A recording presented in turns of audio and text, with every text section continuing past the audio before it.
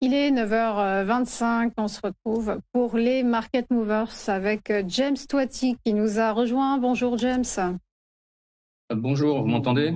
Oui, on vous entend très bien. Ok, Vous êtes trader pour compte propre, analyste technique et chroniqueur financier indépendant. Et on va d'abord s'intéresser à Palantir. Le titre de la société de cybersécurité et d'analyse de données a fortement chuté ces dernières séances dans le contexte de fatigue de l'engouement pour l'IA. Néanmoins, l'action est euphorique. Oui, et pas seulement. En fait, l'actualité, c'est surtout Michael Burry qui a lancé un big short sur Palantir et sur Nvidia. D'accord? Alors, la question, c'est est-ce que Michael Burry se plante sur son big short ou est-ce seulement une correction normale pour que le marché puisse respirer et que les investisseurs puissent rentrer dans le marché?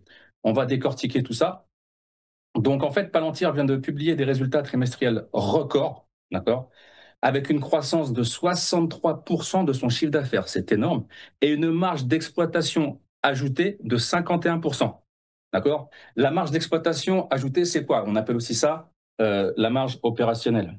Écoutez bien, c'est le pourcentage du chiffre d'affaires qu'une entreprise garde en profit après avoir payé toutes ses dépenses pour faire tourner son activité. D'accord? En fait, ça permet de voir la rentabilité normale d'une entreprise.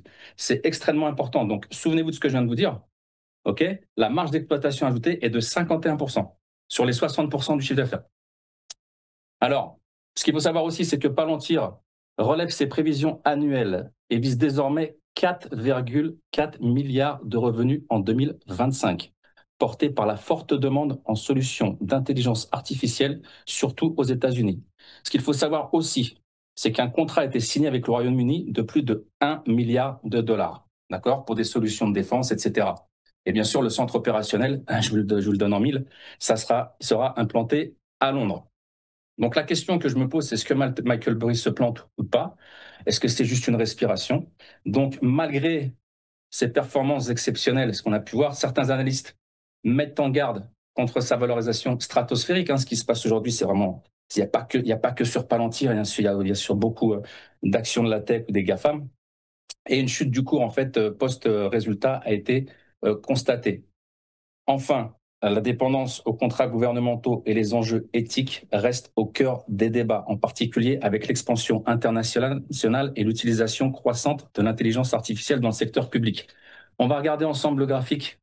Je vous rappelle qu'on ne prend pas de décision en bourse sur un seul critère, sur les fondamentaux ou que sur l'analyse technique. Alors, sur l'analyse technique, je disais au mois d'avril, si mes souvenirs sont bons, on avait fait 75%, voilà, 45% de baisse. J'avais dit attention, c'est les soldes. Et on est monté de combien? On est monté au plus haut de 215% et depuis le début de l'année, 275%. Attention, on a une divergence avec le ROC et le RSI à surveiller. Si on trace une ligne de tendance très facile à tracer, vous prenez le plus haut, par exemple, sur les plus hauts historiques de 2021 jusqu'à la bougie du 14 février, on a une très belle ligne de tendance ici. Voilà, et on pourra aller rechercher les niveaux ici, les 38,2 de Fibonacci pour les puristes de Fibonacci, donc autour des 154. Ensuite, cette zone de polarité ici entre les 148 et les 143, donc on irait chercher peut-être les 50% de Fibo autour des 137. Et qu'est-ce que je vous ai mis en plus là-dessus? C'est tout pour l'analyse technique de Palantir.